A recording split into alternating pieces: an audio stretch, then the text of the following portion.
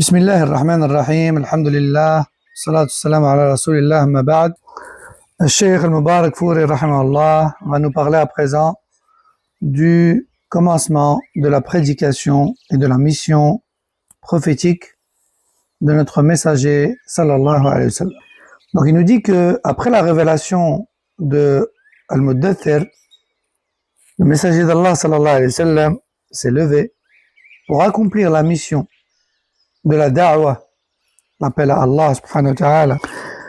Il a invité les gens à adorer Allah tabaraka wa ta'ala seul, sans rien lui associer. Son peuple, cependant, était plongé dans l'ignorance. Il n'avait pour religion que le culte des idoles et des statues.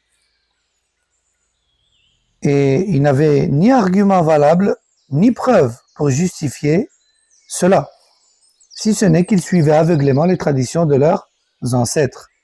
Et ces polythéistes-là, qui formaient le peuple du prophète sallallahu alayhi wa sallam, eh bien, leur caractère se distinguait par l'orgueil et la fierté mal placée. Et leur méthode dans la résolution des conflits reposait uniquement sur la force et l'épée. On est le plus fort, manger le plus faible. Mais Allah subhanahu wa ta'ala a choisi son prophète sallallahu alayhi wa sallam pour qu'il se lève dans sa da'wah, non pas par l'épée, mais par la parole de vérité, par la sagesse et par l'amour du bien. Il devait affronter les gens avec la connaissance et la vérité, al-ilm ou al-haqq, en appelant les cœurs avec douceur, que ce soit en public ou en privé. Ensuite, l'auteur nous parle du premier groupe de croyants, l'ayant suivi. Il dit, quand le prophète sallallahu alayhi wa sallam a commencé à faire da'wah, le tout premier à répondre à son appel à la foi a été, ou plutôt la toute première, a été Khadija bint Khuwaylid radiyallahu anha, la mère des croyants. Elle a été la première à croire en lui, sallallahu alayhi wa sallam, sans hésitation. Qu'Allah tabaraka wa ta'ala l'agrée et lui fasse miséricorde. Elle avait déjà perçu les signes avant-coureurs de la prophétie en lui. Elle avait entendu les indications et elle avait compris les prémices de la révélation. Elle avait vu des signes clairs qui annoncent la mission du prophète sallallahu alayhi wa sallam et elle en avait reconnu les traits. Alors, quand elle a vu ce qui s'était passé dans la grotte de Hira, elle a eu la certitude que l'ange que le prophète sallallahu alayhi wa sallam avait vu était Jibril et que ce qu'il avait reçu était bien une révélation et que Mohammed sallallahu alayhi wa sallam était bien le prophète envoyé à cette communauté. Khadija radhiyallahu anha a confirmé cela avec certitude. Elle en était convaincue. C'est pour ça qu'elle a été la première à embrasser l'islam, après avoir entendu le récit du prophète sallallahu alayhi wa sallam et après avoir constaté elle-même les signes de la prophétie.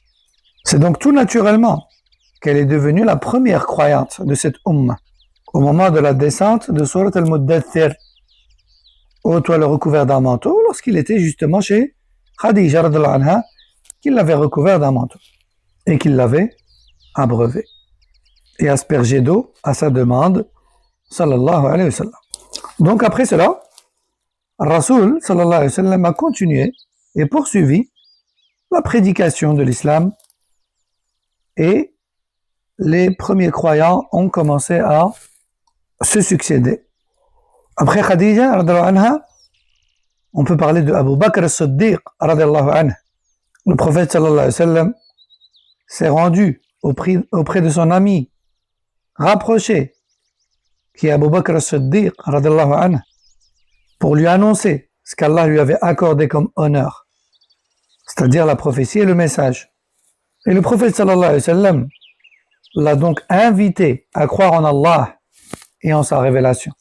Mais sans la moindre hésitation ni discussion, Abu Bakr radhiyallahu anhu a embrassé la foi immédiatement. Il a accepté la vérité avec certitude et il a témoigné de la véracité du prophète sallallahu alayhi wa sallam. Il a été donc le premier homme à avoir cru au message du prophète sallallahu alayhi wa sallam. Abu Bakr radhiyallahu anhu était plus jeune que le prophète sallallahu alayhi wa sallam de 2 ans. Et leur amitié, eh bien, elle datait de longtemps, avant la mission prophétique. Et Abu Bakr radhiyallahu anhu connaissait parfaitement la droiture, la loyauté et la noblesse de Muhammad sallallahu alayhi wa sallam. Et Abu Bakr radhiyallahu anhu, son cœur pur et son intelligence ont été témoins. Ils ont été même les témoins les plus justes de la sincérité du prophète sallallahu alayhi wa sallam. Après Abu Bakr radhiyallahu anhu, on peut parler de Ali ibn Abi Talib radhiyallahu anhu, qui est lui aussi parmi les premiers à avoir cru.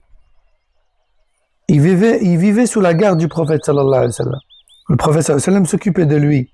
Il le nourrissait et le faisait grandir chez lui.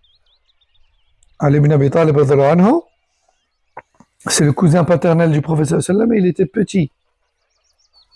Et ça s'explique par le fait qu'une grande famine avait touché la Mecque et que Abu Talib, l'oncle du prophète sallallahu alayhi wa sallam, et donc le père de Ali, avait une famille nombreuse. Et le prophète sallallahu alayhi wa sallam avait pris Ali radhiyallahu anhu sous sa responsabilité. Tandis que son oncle Al-Abbas, il avait pris son frère Ja'far. Donc Ali et Ja'far, son frère.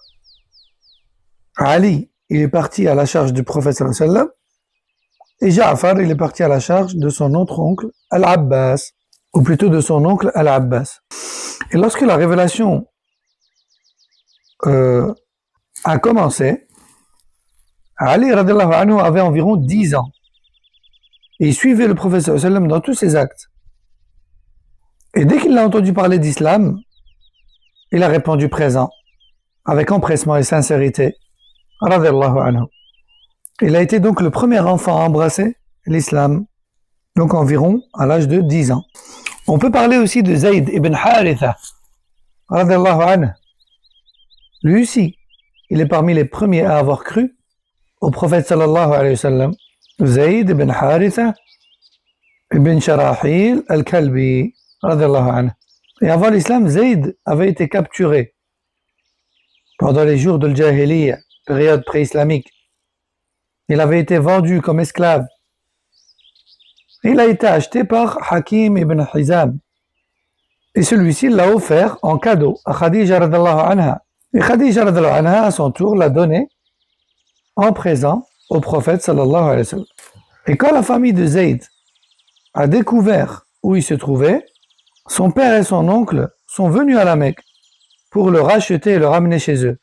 Ils ont rencontré le prophète sallallahu alayhi wa sallam et ils lui ont dit avec respect: ô toi le fils de Abdallah, tu es connu pour ta noblesse et ta bonté. On est venu te demander de nous rendre notre fils. Accepte notre rançon et rends-nous Zayd.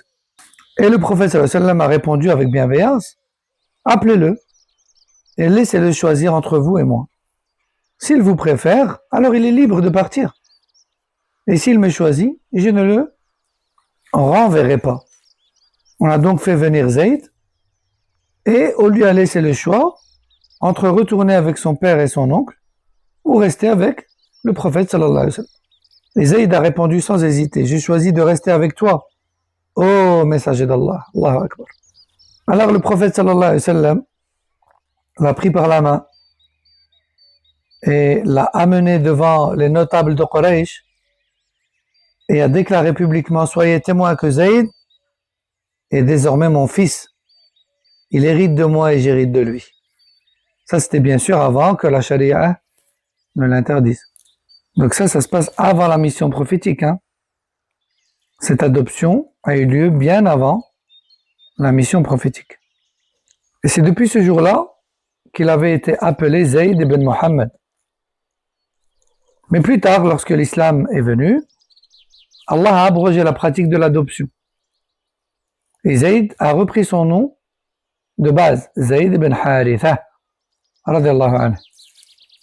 Donc ces 4 premiers croyants, qui sont Khadija, et Abu Bakr, et Ali, et Zayd, ils sont les premiers à avoir embrassé l'islam, et le même jour, Et c'est là que le prophète sallam a commencé ouvertement à prêcher l'islam et à avertir contre shirk avec sagesse et bon comportement.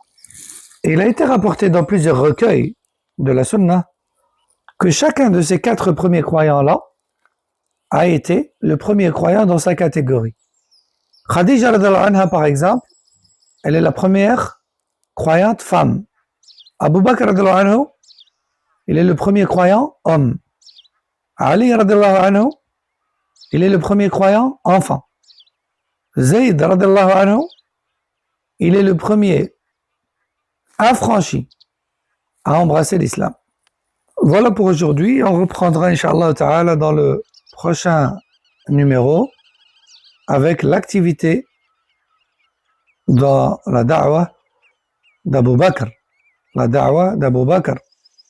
Radiyallahu anhu. Yani la participation d'Abu Bakr à la da'wa.